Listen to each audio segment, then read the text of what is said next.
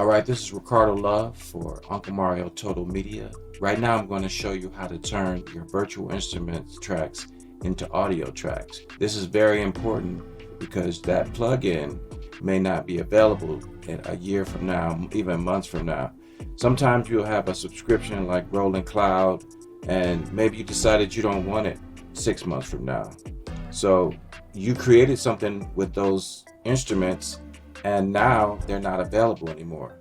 Some of those sounds could be very basic, like piano sounds. You could easily reassign them to another sound, but other sounds are very instrumental to the song. They basically make the song. They're very unique. So you want to make sure that performance that you created can be recreated in the audio. You could pull up the song thinking you have the song that you created, and it's not even there.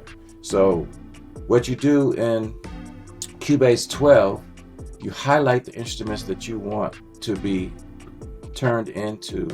I'm just going to do this whole first 8 bars. I could do the entire region. What I'm doing, I'm going to a blank spot either above or below, and I'm holding the left mouse down, and then I'm just dragging a lasso, I guess you would call it, around that particular region. So I'm just going to do the first 8 bars of this. I could again drag it around the whole thing. Just going to do these 8. I'll play the song first so you can hear what it sounds like. These are virtual instruments. They're Roland TRT,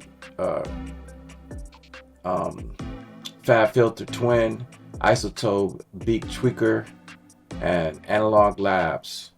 So these are all third-party instruments. I may not have them in Cubase months or years from now. Even the earlier version of Cubase, we had Cubase 5, and I couldn't pull up in Cubase 12 those sounds and the card support, and they don't even support that anymore. So let's play this real quick to hear how these first 8 bars sound. It's kind of like an EDM thing.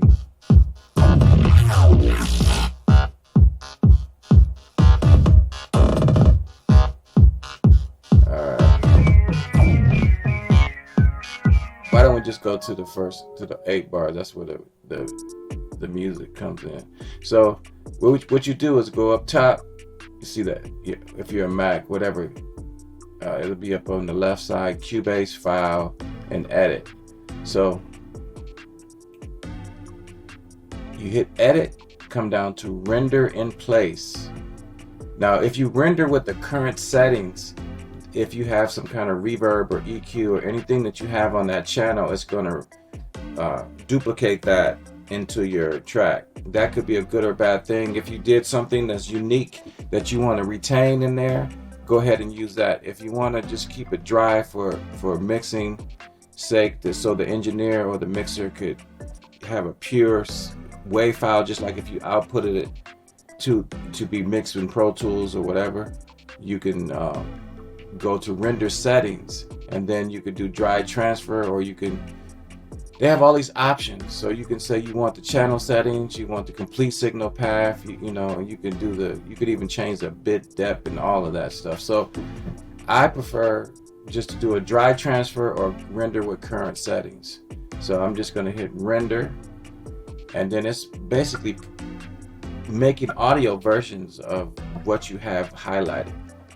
Back in the day, we had to put the left marker on one side and the right marker on the other side and export it out to an external, maybe the desktop or wherever, and then import it back in and make sure our WAV files were all, in the same place. Because let's say you did that and then they were on the desktop. So if it got moved from the desktop and then you open that song up, it couldn't even find the files. It's a mess. So what this is rendering in place is going to put it in the same Cubase file as your song was created. When you create a Cubase file, you have the Cubase project, which is the CPR. You have a mixdown folder. You have an audio folder. This is going to go in the audio folder, or they also call it a pool. So as you see it rendering all these tracks, now what Cubase does, which is really great, they mute. You see if I untouch this, you'll see it turn this white color. That means that those are MIDI tracks that we turned them into audio tracks. Right next to them is now, those are audio tracks playing now. That's a beautiful thing. You can highlight all these and move the MIDI tracks out of the way by holding down command and just going to the next and the next and the next, and then move that up, and then that moves that out the way. All right, so that's been Ricardo Love for Uncle Mario Total Media, showing you how to turn virtual tracks, MIDI tracks, into audio. Thank you for joining us. UMTV. Uncle Mario. Total Media.